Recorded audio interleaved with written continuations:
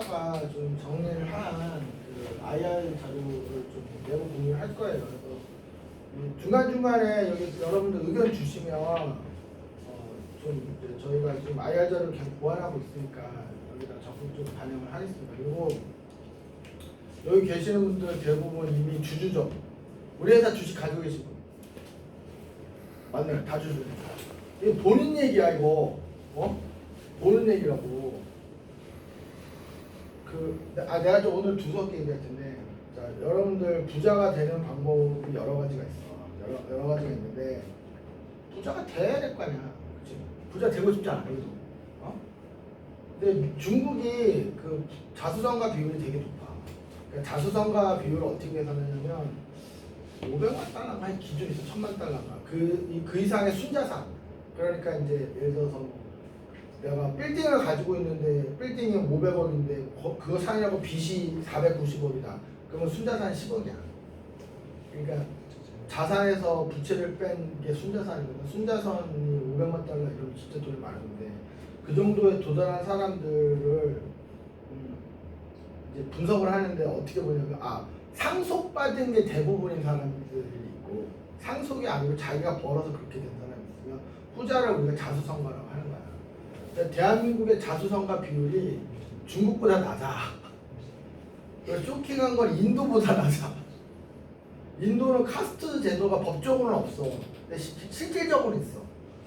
그러니까 걔네가 법적으로 카스트 제도로 하면 안 되게 돼 있는데 이 성씨를 보면 대충 김 씨는 뭐 브라만이고 뭐 이 씨는 뭐고 지들끼리 아는 거야. 그리고 뭐 피부색도 약간 밝을수록 브라만이 이렇게 되니까. 그러니까 신분 제도가 있는 인도보다 대한민국의 자수성가 비율이 낮은 게 되게 어이가 없지. 근데 이제 우리도 중국처럼 뭐 당연히 미국처럼 자수성가 비율이 높은 나라가 돼야 돼. 그렇게 해야 나라가 활력을 찾는 거야. 그래야 멈추지 않고 발전하는 건데 중국이 이제 자수성가 비율이 왜 이렇게 높으냐? 창업을 해서 그 회사의 주식으로 부자가 된 사람들이 많아. 그거야, 딴 게 아니야. 지금 이제 여러분들이 난 개개인 다 잘 되길 진심으로 바라기 때문에 부동산으로 부자가 되기는 이제 힘들어졌어. 앞으로 부동산 투자 하지 말라는 건 아니야. 그건 아니고 그리고 자기가 살 집은 어쨌든 열심히 해서 사야지. 근데 대세적으로 그걸 빼고는 부동산 투자로 돈 벌기 어려워진 이유가 뭐냐면 오늘 진짜 내가 두서운 얘기 많이 해. 일단은 대한민국 인구가 줄기 시작했어. 사실상. 근데 그 인구가 더 이상 늘지 않고 정체됨에도 불구하고 부동산이 올랐던 이유는 이제 그동안에 급속한 핵가족화. 그러니까 옛날에는 이렇게 한 6명이 한 집을 살았는데 지금은 독고다이로 집 한 채 있는 이게 가구의 어떤 구성이 점점 이렇게 1인 가구, 2인 가구 이런 게 많아지면서 집이 많이 필요한데 그것도 이제 될 만큼 된 거야. 될 만큼 돼가지고 인구도 더 늘지 않고 핵가족화도 될 만큼 됐고 그리고 서울 인구도 줄어들기 시작한 지 오래됐다.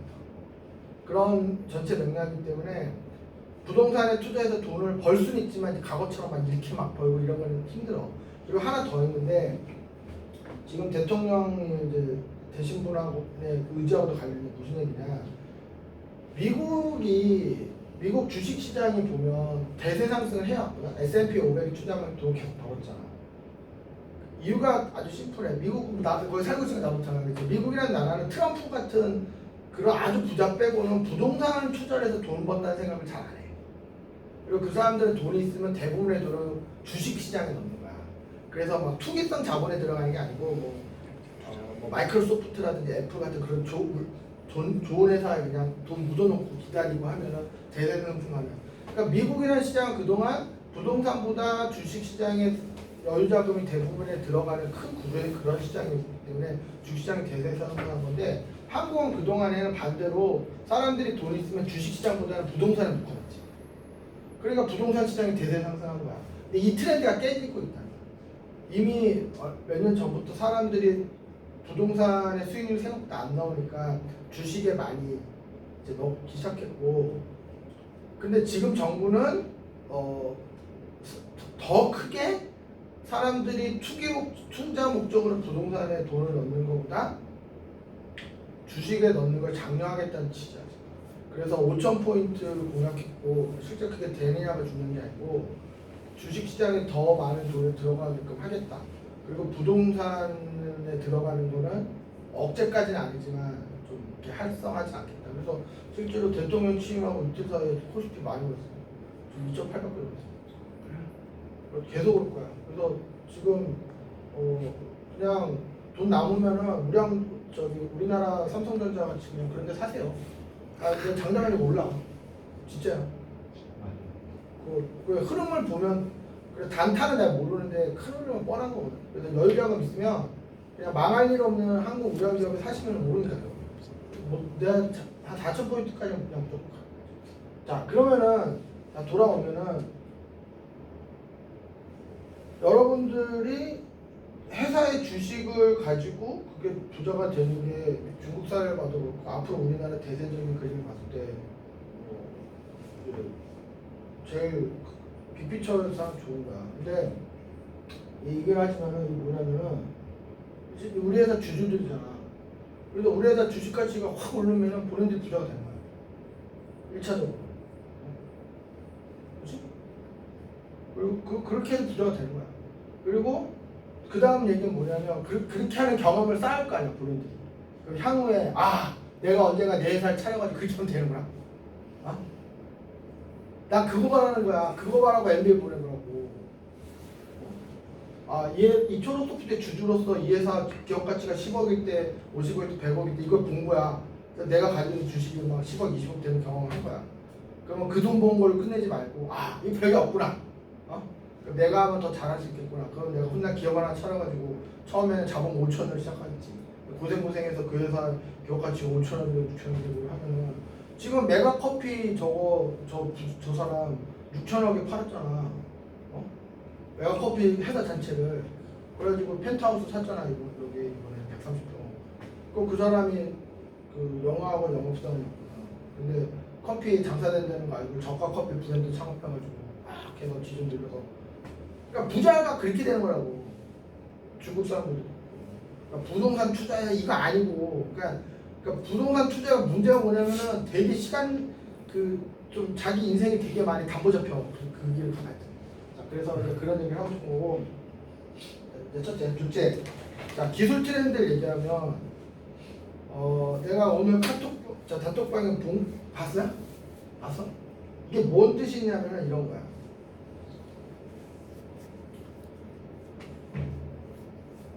AI 기술로 먹고 사는 건 끝났어. AI 기술을 다룰 수 있다고 돈을 버는 시대는 이미 지나가 버렸다. 무슨 얘기냐면 인도의 AI 스타트업이 막 대단한 것처럼 보여서 투자를 받았는데 내막을 보니까 개발자 700명이 하고 있었던 거야. 그러니까 무슨 얘기냐면 AI가 대단한 걸 하는 것 같지만 이거의 시사점은 그냥 사람을 쏟아붓는 걸로 할 수 있는 거야. 그러니까 지금 이게 뭐랑 똑같은 거냐면은 98년, 99년 인터넷 기술이 막 시장에 퍼졌을 때 인터넷 기술만 잘 다뤄서 먹고 살았어. 근데 2000년, 2001년에는 홈페이지만 하나 만들어도 우와 하고 막 투자도 받고 그랬다고. 근데 2000년 중반에 딱 되면서부터 인터넷 기술이 너무 흔한 기술이 된 거야. 그래서 인터넷 기술 잘 다루는 걸로는 일자리도 없고 일거리도 없어. 지금은 딱 그래. AI 기술을 잘 다루는 걸로 일자리가 막 있고 일거리가 있는 시대가 아니야. 자, 그럼 AI만 이러냐? 좀 확대해서 IT 전체를 놓고 봐도 불과 얼마 전만 해도 IT 쪽에 소프트웨어 개발자 많이 필요했잖아. 그래서 IT 분야가 아닌 사람들이 컴퓨터학원 몇 대를 다녀서 IT 분야로 넘어온 사례가 많았지. 그거 끝났다는 얘기야 지금. 그거 끝났다는 얘기야. 그러니까 2000년대 초반만 해도 IT가 막 뜨니까 소프트웨어 하겠다고 전공도 글로 많이 했고 다른 분야에 있던 사람들도 많이 넘어왔거든. 2000년 중반에 딱 되니까 그 닷컴 버블 딱 터지면서 IT 개발자 나와났다고. 지금 똑같아. 그때랑. 그래서 2000년대 중반에 내가 우스갯소리로 얘기했잖아. IT 개발자는 대거 다 실직하고 소프트웨어 개발자 아무도 안 뽑고 이러니까 이 사람들이 이제 일자리가 없고 하니까 새벽에 이제 새벽 4시 반에 노량진 인력시장에 가면은 드럼통에 불 붙이고 사람들 째고 있는데 봉고차가 한 대 타가지고 자바스크립트 3명이 그막 가서 타고 PHP 한 명이라고 막 저요 하면서 타고 그랬다니까. 실제 있었던 일이야. 무슨 얘기가 있어. 지금 그런 일이 또 벌어지고 있어. 그래서 내 주위에 소프트웨어 개발자를 뽑겠다는 회사가 작년부터 없어. 다 구조조정해. 왜 그렇게 됐냐면은 AI가 개발자를 대체하는 그거는 논외로 하더라도 내가 오늘 아침에 보는 것처럼 인도 개발자들 엄청 싸고 베트남 개발자들 엄청 싸고 그런 거 하겠다는 공급도 넘쳐나고 그런 거야. 지금 시대가 이래. 이게 팩트야. 그래서 내가 이 얘기를 수년 전부터 했잖아. 얼마 전에는 개발자들이 이제 또는 IT에 일하는 분들이 어떤 얘기를 했냐면 자꾸 기술 스펙을 얘기해. 그래서 풀스택만 얘기하고. 그래서 내가 어떤 기술 스펙을 가지고 있으면 그 스펙을 다룰 줄 안다는 이유만으로 누가 나를 필요로 한다고 자꾸 착각을 해. 그러니까 내가 기술 스펙이 넓다든지 남들은 모르는 기술 스펙이 있다든지 이제는 그게 무의미해. 자, 그러면은 자, 내가 여기 있는 모든 분을 얘기하는데 자, 예전에 몇몇 분한테 이런 얘기했어. 그 낚시를 예를 들자면은 어떤 어선, 사람이 한 20명 타고 있는 어선이 어떤 어장에 가서 막 그물을 확 뿌려가지고 이렇게 물고기를 이렇게 잡는 게 있고, 취미로 바다 낚시하는 분들이 통통배 타고 가서 이렇게 낚시하는 게 있잖아. 어떤 게 더 쉽겠어?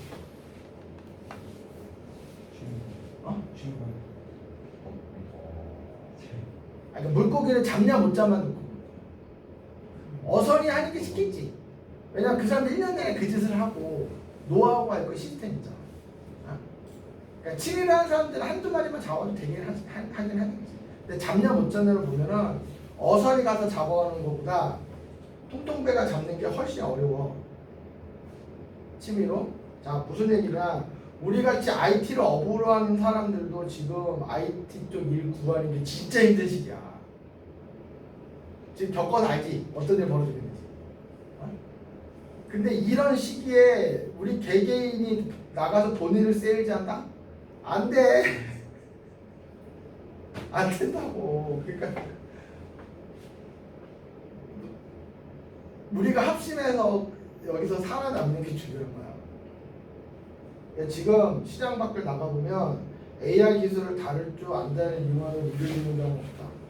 그리고 AI 기술을 다룰 줄 아는다는 이유만으로 막 일자리에 있는 것도 없고, 좀 넓게 보면 IT 기술을 다룰 줄 안다는 이유만으로 프로젝트가 없어. 일자리 있지도 않고. 그러면은 어떤 경우만 살아남느냐. 자, 이제부터 이제 이 얘기를 하고 싶은 거야.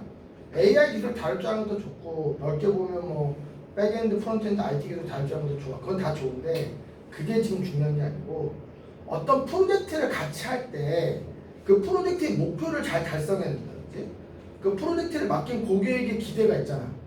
그 프로젝트 차원에서 그 기대를 잘 부응한다든지, 이런 걸 할 수 있는 사람들은 살아요.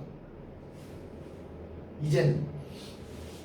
얼마 전에는 그거 아니고 내가 어떤 좁은 의미의 기술만 다룰 수 있다는 이유만으로도 생존이 되고 필요한 사람이 있었는데, 이제는 그게 아니고, 그거는 챗GPT 시켜도 되는 일이고, 그건 인도 개발자 베트남 시켜도 되는 일이야. 그런 의미야. 그게 아니고, 우리가 삼성물산이 내역 관리 관련해서 우리한테 기대했던 그 프로젝트가 있잖아. 그 프로젝트를 참여하는 멤버로서 내가 그 프로젝트가 잘 되고 그 프로젝트의 고객이 만족할 수 있는 상황을 내가 만들 수 있는 나라면, 이거는 인도 개발자한테 대치가 안 되지. 그런 나라면 그건 베트남 개발자한테 대치 안 되고, 그런 나라면 AI한테 대치가 안 돼요. 제가 예전부터 여러분들한테 뭐 방통들 보내고 통계 뭐 인문학 공부를 시키고 경영당을 보낸 거는 그렇기 때문이야.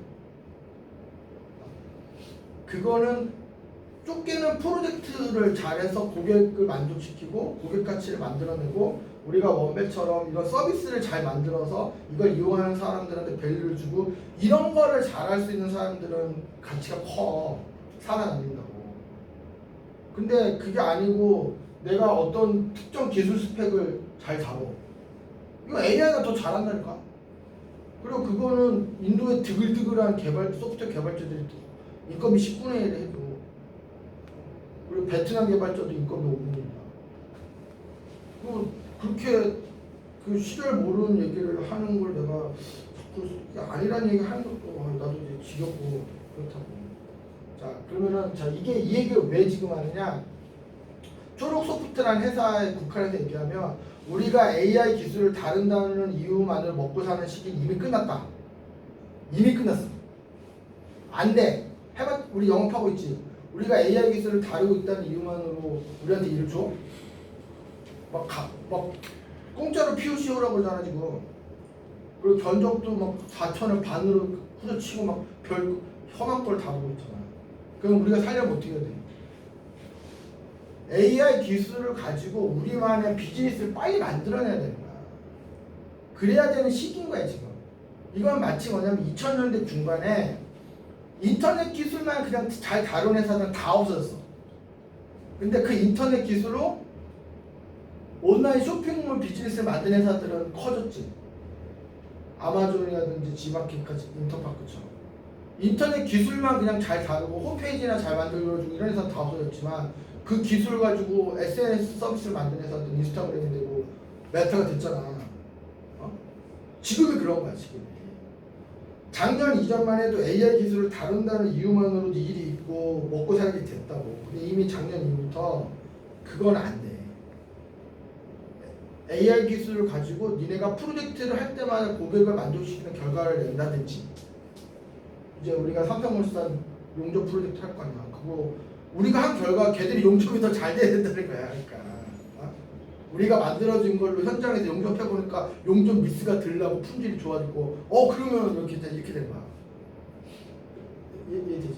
그리고 우리가 지금 쭉 말하는 것처럼 이렇게 비즈니스를 만들어내고 이 비즈니스가 커지고 이런 우리는 투자도 받고 회사도 커지고 하는 거야.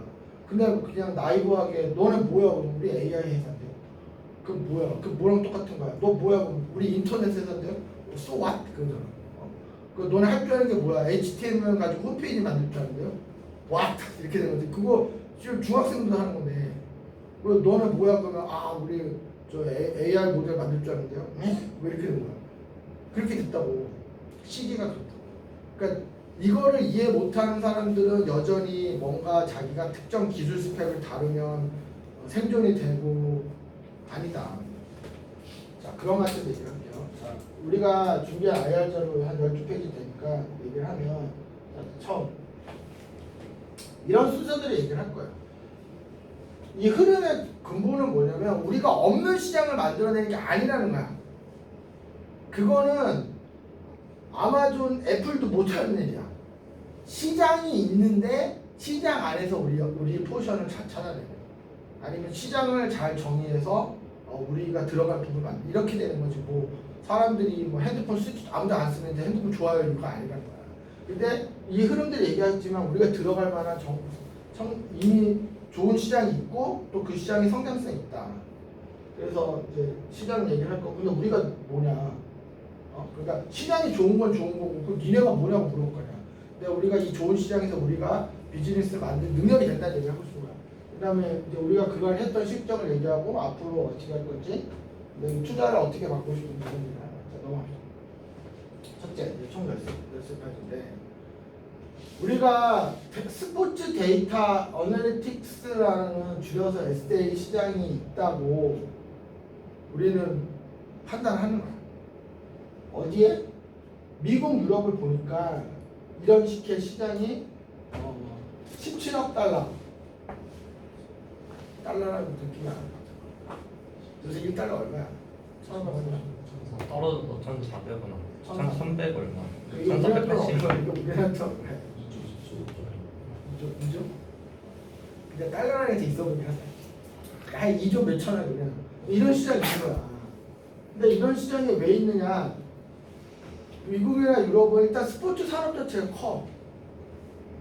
근데 스포츠 산업이라는 게 되게 막연하고 좀 가서 표 끊고 영화 저기 경기 보는 것도 스포츠 시장이고 뭐 방송 중계권 내고 보는 것도 스포츠 시장이야. 그래서 예를 들어서 우리나라는 뭐 야구 뭐 한 달에 보통 케이블 TV 10,000원 정도 만나면 웬만한 경기 다 보고 이러는데 유럽만 해도 경기장 돈을 내야 되는데 그래서 영국에 사는 내 지인은 지가 영국에 살고 있음에도 불구하고 소는 경기를 잘 못 보는 거야.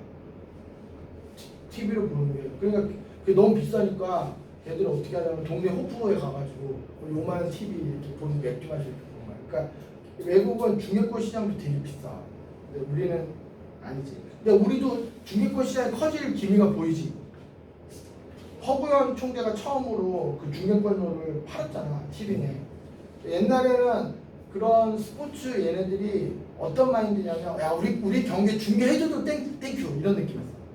그러니까 중계권료라는 개념이 없고, 야, 니네 방송국에서 와서 방송 촬영도 세팅하고 카메라 기사 쓰고 이제 경기 하나 중계하는데 2억에 3억 정도 같은데, 그러니까 방송사 돈 들여서 이렇게 중계해주는 것만 해도 고마우니까 뭐 우리 거 가서 공짜로 중계도 이런 마인드였다면 우리도 지금 유럽이나 미국처럼 중계권료를 막 받는 게 될 거야.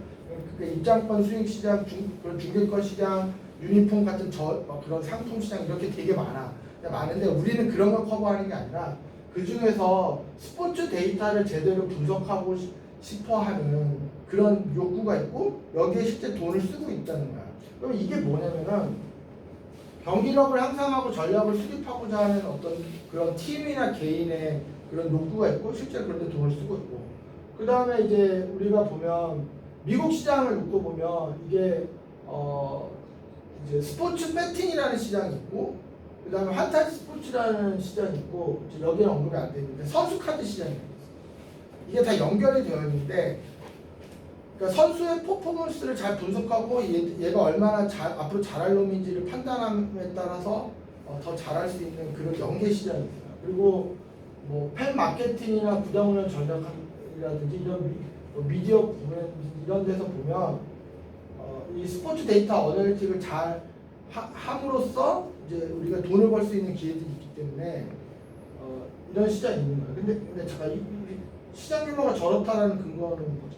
그 자료조사에서 미국 데이터랑 유럽 데이터 합친 게 그럼 내 질문은 이렇게 스포츠 데이터를 분석한 그러니까 돈을 지불하고 저런 분석 결과 받는 거야.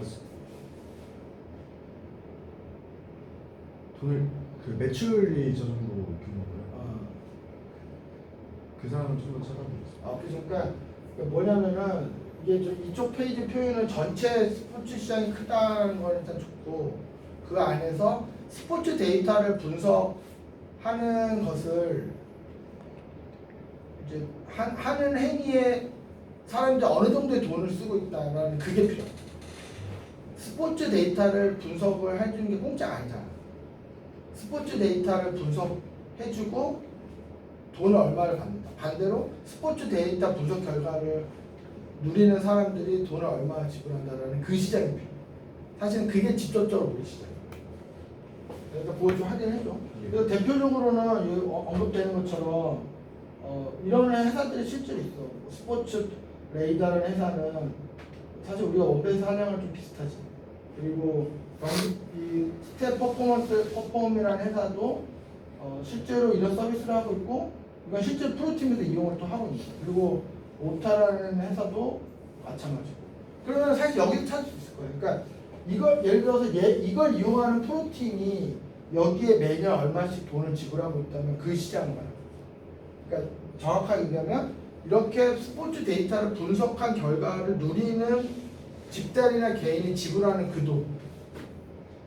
그러면 그렇게 계산하면 이거를 좀 작게 잡겠지만 충분히 의미하겠지. 우리는 그 중에 일부를 먹고 싶다. 그 중에 일부. 그러니까 스포츠 데이터를 분석하고 돈을 받는 시장이 있는데 그거보다 더 큰 개념에서 뭐 티켓팅이니 중계권이니 뭐 상품이니 하는 그런 큰 시장이 있는 거고 근데 그건 우리 게 아니고 스포츠 데이터를 분석하고 돈을 받는 곳이다. 다음. 근데 우리가 이제 말의 논리는 뭐냐면 유럽이나 미국 사례를 보면 어쨌든 스포츠 데이터를 분석하고 돈을 받는 시장이 존재하지 않느냐. 그리고 그 규모가 저 정도 되는데 한국을 놓고 봤을 때는 한국 스포츠 산업은 우리나라 GDP 잠깐만. 근데 이거 내가 읽으면서도 이게 GDP 대비 3.47% 미만이라는 게 경제 기여도가 크다는 얘기라고 싶은 거죠. 생각보다 작다. 그러면 근데 이제 이 얘기를 하려면은 유럽하고 미국은 이제 GDP 대비 뭐 10%인데 우리는 3% 이렇게. 근데 사실 미국이 한 2.5에서 3 사이라서 이게 같이 비교하면 그렇게 되죠. 실은 떨어져서 일단 하나. 그러니까 사실은 이게 조금 딜레마가 있는데. 시장 잠깐만 오늘 얘기를 좀 하자. 뭐냐면 우리가 사실 한국 스포츠 시장이 한국 시장 규모에 비해서 작으니까 앞으로 큰 여지가 있다고 말하고 싶은데 사실은 그렇게 말하기가 좀 어려운 게 우리나라 K리그가 생각보다 전 세계 그 축구 리그 랭킹이 높아. 그래요? 생각 의외지. 네. 되게 쳐질 것 같은데, 그러니까 우리나라 프로야구도 그렇고, 그러니까 우리나라 프로야구가 사실 경기 규모에서 프로팀 10개나 되는 거는 너무 많은 거거든. 일본이 인구가 우리 3배인데 12개 팀밖에 없는데 우리가 인구가 3분의 1인데 10개 팀이니까 많은 거야. 그러니까 사실은 이거는 좀 손을 봐야 돼. 무슨 얘기냐면 외형적으로는 우리가 작진 않아. 대한민국 스포츠 시장이 외형적으로는 경제 규모에 비해서 유럽과 미국과 비교했을 때 작거든. 왜냐면 우리가 정부에서 돈을 많이 쓰고 대기업에서 돈을 많이 쓰기 때문에 그냥 그 전체적인 외형만 놓고 보면 시장, 그러니까 전체 경제 규모에 비해서 우리가 작진 않아. 근데 우리는 말 어떻게 되냐면 그 안에서 SA 시장이 되게 초기 단계라고 말해요. 이게 무슨 얘기냐? 미국의 경제 규모는 100이야. 근데 걔네가 그 중에서 스포츠 시장이 10이야. 10분의 1이지. 근데 우리는 경제 규모가 예를 들어 20이야. 그러면 우리 스포츠 전체 시장은 10분의 1이면 2여야 되는데 우리는 실제는 3이라는 거야. 그러니까 미국은 전체 경제 규모가 100인데 스포츠 시장이 10이니까 10%야. 우리나라 전체 규모 경제 규모 20인데 우리 경제 규모 3이니까 15%야. 그러니까 스포츠 시장 전체로 보면 우리 대한민국 경제 규모에 비해서 우리가 작진 않아. 근데 문제가 뭐냐면 미국은 그 10이라고 하는 스포츠 시장 중에 SDA 시장은 1인 거야. 그러니까 데이터를 분석해주고 돈을 주고받고 하는 그 시장은. 근데 우리는 3이나 되는 스포츠 전체 시장 중에 SDA 시장은 0.3이어야 되는데 0.03인 거예요. 그러니까 그렇게 말해요. 그러니까 스포츠 시장 자체가 대한민국 경제 규모에 비해서 작다가 아니기 때문에 그러니까 외형은 생각보다 괜찮은데 외형 안에 내실에서 좀 그런 부분 이제 SDA 시장이 초기 단계라고 말해요. 그래서 오른쪽 자료 보시면 저희 2023년도 그 스포츠 산업 전체 매출이 81조입니다. 근데 스포츠 데이터 분석 시장이 따로 매출을 측정했을 때 660억이어서 미국 대비 절반 수준이거든요. 그래서 그걸 좀 더 넣어서 그렇지. 보완하겠습니다. 그러니까 그러면 그렇게 보완하자고. 그러니까 아까 얘기 좋았는데 미국의 전체 스포츠 시장 중에 SDA 시장이 몇 %였다.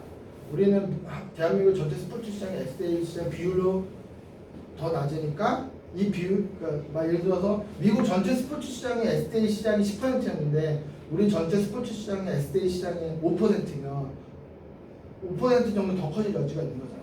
그러니까 그렇게 얘기하죠. 네, 보완하겠습니다. 그게 맞아요. 오른쪽 표도 그 절대값으로 몇억 이렇게 되어 있는데 시장 규모가 다르니까 그렇죠. 비율이 쿠션으로 하죠. 그러니까 우리 내부적으로 이제 표현을 알아서 한다고 치고 우리 내부적인 컨센서스는 뭐냐면 첫째, 한국의 스포츠 시장이 한국의 경제 규모를 고려했을 때 작진 않다. 그건 사실이거든. 그러니까 스포츠 전체 시장이 더 커진다는 논리를 얘기하면 안 돼. 근데 그 안에서 SDA 시장이 너무 초기다. 같이 연결해서 하면 그렇지. 될것 같습니다. 뭐 이런 논리가 될 수 있을 거예요. 국가 총 경제 역량에 비해서 대한민국 스포츠 산업이 굉장히 기여하는 스포츠 시장 자체는 큰데 네. 그 안에서 우리가 하고자 하는 SDA만 따지면 미국은 전체 규모 대비 이 스포츠 시장 자체의 규모가 우리보다 이 퍼센트는 높진 않지만 그 안에서 SDA 산업이 차지하는 비율은 굉장히 높다. 역설적으로. 근데 우리는 국가 경제 규모 대비 스포츠 시장 자체는 상대적으로 비율적으로는 큰데 그 안에서 SDA 산업이 차지하는 비율은 상당히 낮다. 그러니까 우리 경제 규모 대비 스포츠 시장이 차지하는 비율을 고려할 때 SDA 산업이 향후 발전할 가능성은 상당히 높다. 여지가 많다. 맞아요. 우리들이 파고 들어갈 여지가 많다. 이런 논리로 얘기하면 설득력이 있을 거예요. 네, 그거 그리고 그렇게 얘기하는 이유가 뭐냐면 아직도 그렇고 한창 우리가 벤처 스타트업 그 투자 생태계 좋을 때도 그랬고 항상 먹히는 논리가 뭐냐면 미국 시장이 이런 시장이 있는데 한국엔 없더라. 그러니까 우리도 생길 거다라든지 방금 얘기한 것처럼 미국은 이런 시장이 큰데 우리는 아직 작다. 그러니까 우리도 미국처럼 커질 거다. 이 논리가 무식한 논리지만 상당히 먹히는 논리. 근데 사실은 우리 앞 세대는 그 논리의 대상이 일본이었어. 일본은 이런 시장이 있는데 한국은 없더라. 그럼 우리도 하자. 일본은 햄버거 시장이 있는데 우리는 없더라. 우리도 롯데리아 차리자. 일본은 편의점이 있는데 한국은 없더라. 편의점 차리자. 이게 우리 앞에 그 재벌 1세 이런 분들이 항상 그런 식으로 접근하셨거든요. 근데 한국의 수준이 이제 어느 정도 되면은 일본이 타켓이 아니고 미국이란 말이야. 그런 논리를 좀 그래서 하단도 네. 그러니까 그런 느낌을 받고 그러니까 이게 이제 그러니까 이거는 이렇게 하자고. 그러니까 좀 논리 순서를 뒤집어져 보자면 한국 스포츠 시장이 크다. 근데 그 큰 것도 더 성장하고 있다. 외형적으로 이런 얘기를 하면서 근데 들여다봤더니 외형도 스포츠 시장 외형도 이미 크고 그 자체도 커지고 있는데 그 안에서 SDA 시장은 의외로 상당히 크긴 한데더라. 그다음 팀장이 말씀한 것처럼 그러니까 한국의 SDA 시장의 여지가 크다. 그러면 논리가 맞죠. 다음. 그래서 우리는 이런 걸 하겠다는 거지, 맞지?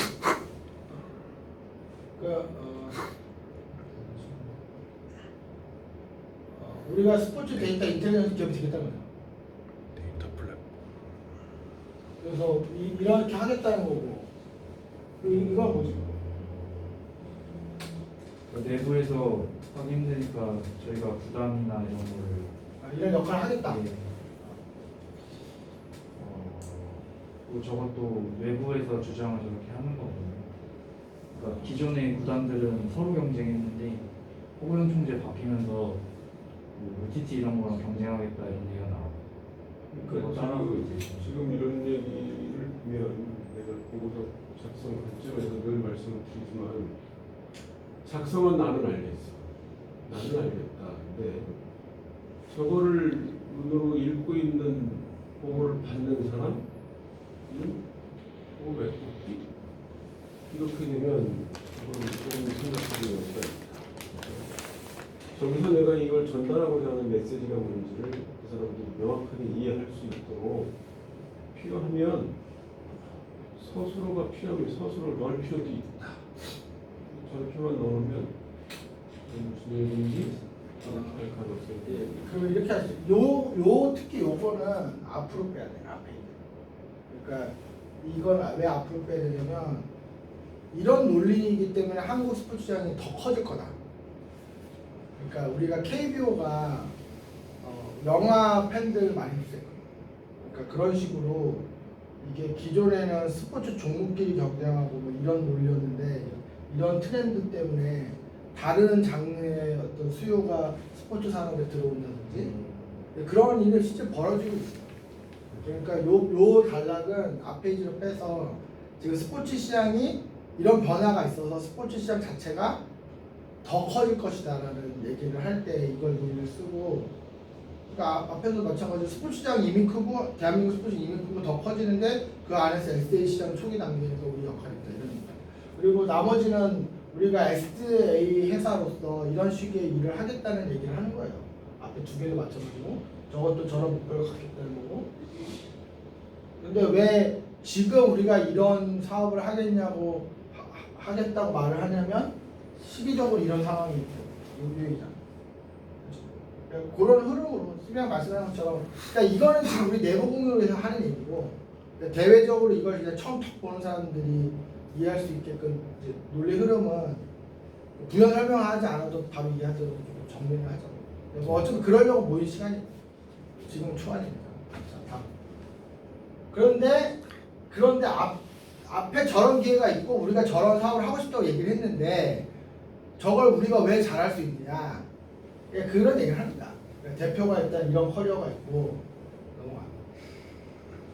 그리고 우리 회사만 뿐만 아니라 이런 데하고도 네트워크가 있다는 거잖아. 맞는 말이고. 그래서 우리 회사 혼자 하겠다는 게 아니라 이런 회사, 이런 기관, 이런 협회하고 이렇게 다 연결돼 있으니 해보겠다 이런 게 좋아요. 그리고 우리 회사가 그동안 이런 걸 했다.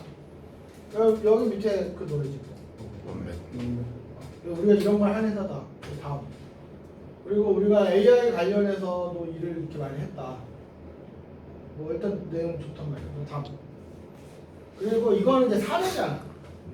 그러니까 이게 분야는 스포츠는 아니지만 IQV라고 하는 회사가 이제 이렇게 헬스케어 분야에서 이런 식으로 일을 해서 돈을 벌고 있는 거지. 그러니까 데이터 기반 의사결정 지원하는 뭐 다양한 서비스를 해서 그래서 이제 그게 쭉 열거가 된 건데. 그러니까 제가 보강을 더 해야 되는데 기존에 첫 페이지에 있던 스포츠레이더나 오타 이런 데는 뭔가 주도적으로 하는 게 아니고 니네 그 시각화해주는 툴 우리한테 납품해 이런 식인데, IQV는 엄밀히 말하면은 헬스케어 스포츠처럼 보일 수는 있는데 그냥 제약 생각하시면 되거든요. 근데 제약사들의 데이터를 얘네가 싹 받아와가지고 임상 모의 테스트를 해준다든지 아니면 뭐 가이드를 해준다든지 컨설팅 해준다든지 그 결과 보고서 써준다든지 뭐 이런 일을 하는 거고, 글로벌에서 한 60조 정도 돼요. 그거를 우리가 향후에는 하겠다. 자, 그럼 이렇게 잠깐 다음 페이지 가. 우리 앞에 봐. 그러면은 자 여기에서 에지이즈 투비 얘기를 하는 거야. 뭐냐, 에지이즈 기존의 스포츠 데이터 애널리틱 회사는 방금 말한 것처럼 그렇게 수동적으로 고객이 뭐 어떤 거 시각화해달라고 하든지 뭐 어떤 거를 정리해서 보여주든지 이렇게 하면 그걸 해주는 그런 식으로 일을 했는데, 이제 투비, 그러니까 앞으로 우리는 이제 지금 IQPIA가 이렇게 하듯이 우리가 조금 더 전향적으로 이런 식으로 일을 하겠다는 거야. 예를 들어서 그러니까 이건 예시일 뿐이고, 근데 그렇게 할 때 AI 기술이 어떻게 쓰인다라는 게 좀 들어요. 그러니까 기존의 스포츠 데이터 어널리시스 회사들은 그런 식으로 일을 해야 하는데 우리는 좀 다르게 할 건데, 다르게 하는 그 맥락에서 AI 기술을 어떻게 쓴다는 그런 얘기였어요. 근데 이게 저게 롤 모델이라기보다는 비즈니스 어널리시스 아니면 데이터 어널리시스 비즈니스 모델이라는 뜻이잖아요. 그렇게 바꿔줬으면 좋겠고, 그렇게 되면 논리가 그렇게 되는 거예요. IQVR을 보면 데이터 이런저런 생명과학 및 의료 및 헬스케어 분야, 이게 데이터 스포츠 분야는 아니지만 이런 분야에서 데이터를 가지고 이렇게 저렇게 분석해서 건전한 의사결정을 지원하기 위한 다양한 서비스를 제공하고 있는데, 우리도 스포츠 분야에서 데이터를 이렇게 저렇게 분석해서 스포츠 분야에 관한 여러 가지 건전한 의사결정을 하는지 사업을 추진하고 할 때 그런 것들을 지원하는 그런 서비스를 제공하게 될 거다. 이렇게 논리가 되겠죠. 그건 조금 롤모델은 아닌 것 같아요. 자, 그래서 그러니까 이 얘기. 장표 자체 IQPIA 이런 언급되면 안 되지. 그러니까 우리 내부적으로 이걸 충분히 스터디해서 저렇게 해서 돈도 버는구나. 그러니까 우리가 참고를 해서 표현을 이걸 고려해서 하는 건 좋은데 IQVIA 얘기 자체가 여기 딱 들어가는 건 안 돼요. 왜냐면 투자자가 보기에 저 회사가 막 엄청 글로벌하고 막 돈 엄청 버는 회사도 아니기 때문에 엄청 불러버려요. 아니 그러니까 근데 그렇긴 한데 일단 뭐 분야가 일단 다른 데다가 내가 말한 수준은 이제 그거 그러니까 분야가 다름에도 불구하고 이게 사례로서 의미가 있으려면 거의 뭐 MS나 구글 수준까지 돼요. 아, 그러니까 제가 그러니까 이유를 설명을 드려야지 이렇게 수정할자 나오니까 말씀을 드리면 뭐 삼성바이오나 아니면 뭐 화이자 산업비 관련돼 있잖아요. 글로벌 진짜 메가 그런 데 있잖아요. 걔네가 자기들 데이터인데 자기들이 내부에서 연구개발하는 게 아니고 얘네가 분석해준 데이터를 활용해서 그걸로 전략을 세우고 의사결정을 하는 그런 구조예요. 그 이건 좀 선택해야 될 것 같은데 왜냐면 근데 저희가 어찌됐든 원배도 그렇고 스포츠 뭐 아마추어든 아니면 프로팀이든 그들의 데이터를 구해서 무언가 비즈니스를 만들어내야 되잖아요. 그 요장은 이렇게 봐야 되는데 요장은 어떻게 봐야 되냐면 자 우리 회사가 그래서 스포츠 데이터를 분석하는 사업을 하고 싶은데 기존의 시장에 보니까 데이터를 분석해서 사업을 하고 있는 기업들이 여러 가지가 있다. 그 중에 하나가 IQV하고 여러 가지 회사가 있을 거 아니에요. 그러면 저거만 뜩 넣지 말고 예를 들어서 생명과학 의료 및 헬스케어 분야에서 데이터 분석해서 서비스를 하는 업체는 IQVIA가 있고 또 다른 분야에서 데이터 서비스를 분석해서 사업하는 기업체는 또 어디가 있고 이런 거를 사례로 한 서너 개 정도 집어넣고 그렇게 된다면 현재 스포츠 데이터를 분석해서 하는 서비스 분야에 관한 국내 서비스 지원 업체가 없기 때문에 우리가 다른 분야에서 있는 것처럼 이 스포츠 데이터 분석 서비스도 서비스 사업 영역으로 자리 잡을 것 같은데 그 영역을 우리가 파고들면 이 분야에서 독보적인 위치를 점할 수 있고 사업화를 추진할 수 있는 가능성이 높아진다. 뭐 이렇게 논리로 접근할 수 있으면 여기다 몇 개 분야의 그 데이터 분석하는 그 비즈니스 모델을 몇 개를 더 넣어놓으면 차라리 많이 될 것 같아요. 근데 이걸 넣어놓고 이렇게 롤 모델 해버리면 조금 당황할 수 있어요. 이해돼요? 네, 그러니까 이게 이런 거죠. 일장 있는데 의료 이런 헬스케어 분야는 IQVIA처럼 이런 역할을 하는 회사가 있다. 스포츠 분야는 없다. 그러니까 우리도 스포츠 분야 이런 식의 역할을 하는 회사가 되겠다. 면은 사실 심플하긴 하거든요. 근데 그럼 이렇게 하자고. 스포츠 데이터 어널리틱을 어떻게 하겠다는 거에 대해서 사실 되게 개념적인 건 많거든요. 그러니까 방금 내가 말을 뱉은 논리가 좀 구체적이긴 해. 그러니까 헬스케어 분야는 이런 식의 역할을 회사가 있더라. 스포츠 분야는 없더라. 우리가 이런 역할을 하겠다가 되면은 설명은 되거든. 맞잖아. 근데 이제 딜레마는 뭐냐면 지금 만약에 스포츠 분야에서 IQVIA처럼 이런 역할을 우리가 한다고 했을 때 지금 적은 걸 보면 AI를 커버할 수 있는 게 그렇게 많지 않아. 그 얘기야. 그러니까 우리가 스포츠 분야에서 이걸 하려고 하면 지금보다 각각 세부 분야의 전문가 훨씬 더 많이 필요해. 사람이. 근데 그거는 우리가 잘할 수 있는 일 같지 않아. 이게 이제 이 뒤에하고 연결이 돼요.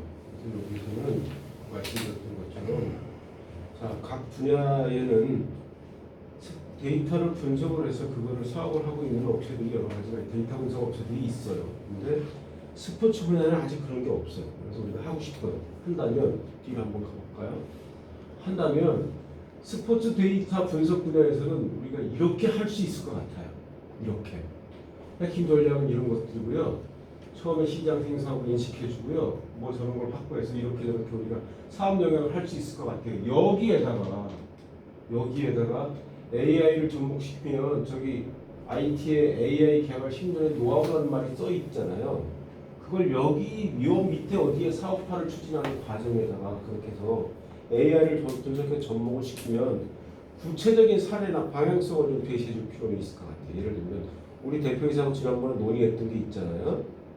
에이전트들, 스캇 보너스 같은 에이전트들이 선수에 대한 데이터를 분석해서 시장에 팔려고 할 때 그들이 하는 일을 지원해 줄 수 있다. 또는 우리가 직접 AI를 적용해서 스포츠 에이전트와 같은 역할을 할 수도 있을 것이다. 두 번째, 각 프로팀이나 스포츠 구단이나 이런 데서 선수를 스카우트하고자 할 때 자신들이 가지고 있는 스포츠 팀의 역량과 장약점을 AI가 분석을 해주고 그거에 적합한 선수가 누구인지를 서치해 줄 수 있다. 그래서 적합한 선수를 스카우트함으로써 팀을 리빌딩 하는데 도움을 줄 수 있는 가능성이 있을 것이다.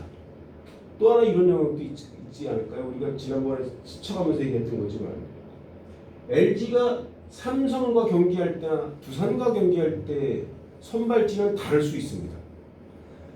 삼성과 경기하는데 유독 역량을 발휘하는 선수가 있을 것이고 두산과 경기하는데 유독 역량을 발휘하는 선수가 있을 거예요.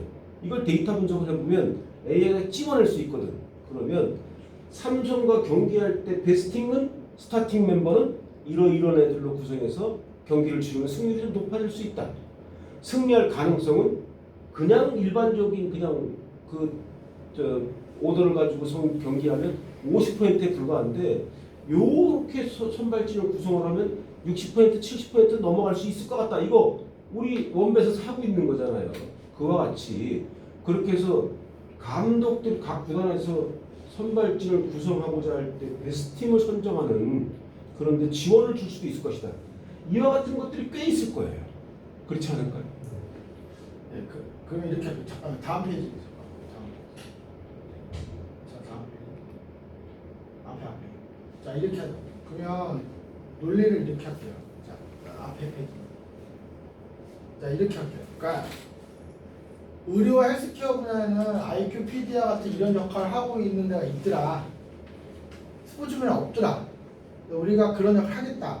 여기까지는 심플해. 좋은데 그 다음에 좀 조심할 거는 IQ, PD가 실제로 하고 있는 일을 다 열거한 다음에 스포츠 분야 우리도 정확하게 이런 식으로 한다가 되는 거야. 그러니까 그래서 이거. 그러니까 의료 헬스케어 분야의 사정과 스포츠 분야의 사정이 다르다고. 그러니까 이게 무슨 얘기냐면 IQ PD가 하고 있는 요일 그대로 스포츠 분야 한다가 되면은 투자자 입장에서 어떤 게 확 걸리냐면 이거 되게 박사가 뭐 몇십 명 필요한 일이거든요. 막 의사도 막 있어야 되고 예를 들어서 그러니까 전문가의 어떤 수적인 거나 양적인 거나 이런 걸 하려면 그런데 스포츠인데 그렇게 하겠다고? 그러면 인력적인 어떤 이게 상당히 좀 확 느껴지게 그러니까 우리가 그냥 컨셉으로서 의료 헬스케어 분야에는 이런 식의 역할을 하는 데가 있는데 스포츠 분야는 없더라. 그러니까 우리가 그런 일을 하겠다. 근데 의료 헬스케어 분야에서 IQ 부대가 하는 이런 일 그대로 스포츠 분야 한다는 뜻은 아니고 우리가 하겠다라는 건 다음 페이지에서 아까 팀장님 말씀하신 것처럼 구체적으로 우리는 이런 걸 하겠다. 그러니까 우리가 스포츠 분야에서 이렇게 하는 일과 IQ 부대와 헬스케어 분야 하는 일이 큰 틀에서는 비슷한 일인데 세부적으로 하는 일은 다른 거야. 걔네는 헬스케어 분야에 맞게 좀 전문가 인력이 좀 많이 들어가서 그런 식으로 일하는 거고 우리는 그거보다는 스포츠 상황은 그거는 다르니까 그리고 우리가 하려는 이거는 AI를 커버할 수 있는 게 많다고 주장해요. 그러니까 자 다시 얘기하면 IQ PD와 사례는 좋아. 근데 IQ PD는 엄연히 헬스케어지. 우리는 스포츠지. 스포츠 분야, 헬스케어 분야에서 IQ PD 같은 역할 회사가 있어. 걔들 돈도 벌어. 근데 스포츠 분야는 없어. 그러니까 우리가 하겠다. 오케이. 거긴 좋아. 근데 IQ PD 같은 역할을 하려면 그 헬스케어 분야의 전문가가 많이 필요해. 사람이 많이 필요해. 사람. 근데 그 얘기도 해줘야 돼. 우리는 스포츠 분야이기 때문에 AI를 커버를 상당히 할 수 있다. 이렇게 얘기해요. IQ PD처럼 박사급 전문가가 수십 명 있어야 그 일을 하는 게 아니고 우리는 스포츠 쪽은 AI로 할 수 있다. 대부분은. 그러면은 투자자 입장에서는 이렇게 됩니다. 자, 투자자 입장에서 헬스케어 분야에서는 IQ PD와 같은 애들이 데이터 분석하고 막 전략도 제시하고 이런 식으로 돈을 버는구나. 내가 들어도 바빠 알겠어. 근데 스포츠 분야에 그런 회사 없어? 졸업습자 그런 회사 하겠다는 거야? 그럼 하면 돈 되겠네? 근데 걸리는 거는 IQ BT하는 이거 무슨 박사들이 뭐 몇십 명 있고 교수들도 막 분명히 많을 거고 의사들도 있고 약사들도 있고 막 드글드글 할 텐데 스포츠 분야에서 그렇게 한다고? 인원 구성하는 데만 돈 100억 들 것 같은데 되나? 아유 근데 이건 AI로 됩니다 이렇게 그렇게 그죠. 그래서 그러니까 스포츠 분야에서 헬스케어 분야 IQPD와 같은 일을 우리가 하는 건 맞는데 우리는 사람으로 때우는 게 아니고 AI로 상당 부분 AI로 효율적으로 뒤에는 인도 개발자 700명이 합의가네 이렇게 한다. 좋다 이거야. 좋아요. 좋은 비전. 그리고 마지막 페이지에서 갑자기 워맨이가 훅 들어왔는데 여기서 얘기가 어떻게 되냐면 우리가 AI를 주로 써서 스포츠 분야에서 스포츠 데이터 어널리시스를 이렇게 하는데 그 중에 부분 집합으로 원배수로 지금 이렇게 한다. 얘기가 이렇게 연결돼요. 그러니까 이게 따로 놀면 안 되고 우리가 지금 스포츠 분야에서 AI를 잘 활용해서 스포츠 데이터 AI 어널리시스를 하겠다라는 첨사들이 있잖아. 그 중에 이 원뱃이 뭐 시작점이다라는 표현일 수도 있고 아니면 원뱃을 점점 확대하면은 그걸 다 언젠가 커버할 수 있다는 주장이 있고. 근데 후자가 더 낫거든. 후자가 더 낫거든. 그러니까 무슨 얘기냐면 이 원뱃이 지금은 이 정도 수준이지만 얘를 5년 10년 투자해서 이게 이렇게 고도화되면 이 원뱃만 가지고도 예를 들어서 앞에 있는 이게 다 된다라는 식으로 얘기할 수 있으면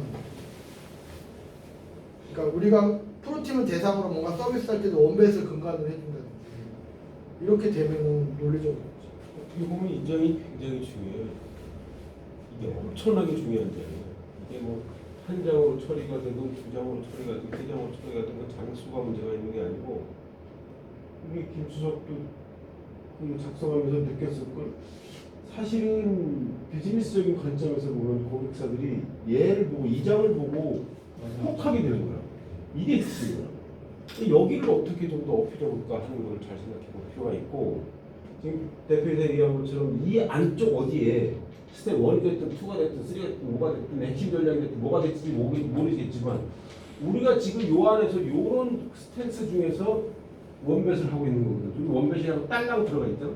딸랑 들어가 있지만 그런 형태의 어떤 좀 더 뭔가 이게 스포츠 데이터 분석 비즈니스가 이런 걸 하겠다는 거구나 얘가 이렇게 좀 인식이 될 수 있도록 조금 더 구체화돼서 써줬으면 좋겠고 그 안에 원뱃에 대한 얘기들이 몇 가지 언급이 되어 있고 그 뒤에 저렇게 원뱃이 나오면 니들이 이거 하고 있는 거구나 이렇게 이해할 수 있다는 거죠. 어떤 얘기를 하고자 하는지 알게 됐죠? 자 이렇게 합시다. 자 다음 주 내내 여기 다 참여해서 요거를 이제 막 시간 쫓기지 말고 다음 주 내내 충분히 이제 흐름은 우리가 이렇게 잡았으니까 이거를 그러니까 이런 거야. 이걸 적는 게 중요한 게 아니고 우리가 진짜 사업을 진짜 이렇게 하겠다는 거잖아. 정말 저렇게 할 거예요. 진짜 이렇게 할 생각이고 우리 회사 미래는 진짜 여기 있는 거야. 그러니까 우리가 AI 기술을 먹고 사는 거는 끝났는데 이재명 정부가 심폐소생을 해줄 거야. 그래가지고 앞으로 6개월 이 마지막 기회야. 요때 돈을 조금 더 벌어야 돼. 근데 그거조차도 지나면 AI 기술 다루는 걸로 프로젝트는 이제 없어. 그러니까 우리가 못해도 아무리 늦어도 올해 연말 내년 초까지는 이걸 우리가 사업적으로 궤도에 올려야 돼. 이제는 우리 회사가 마지막 기회, 마지막 기회. 이거 이제는 원인도 스스로한테 찾는 사람들만 남았으니까 모든 거 여기서 걸어야 돼. 그런 상황에서 다음 주 내내 막 이 페이지가 막 500페이지가 그런 게 아니잖아 지금. 그러니까 실제로 할 내용을 적자고. 오케이?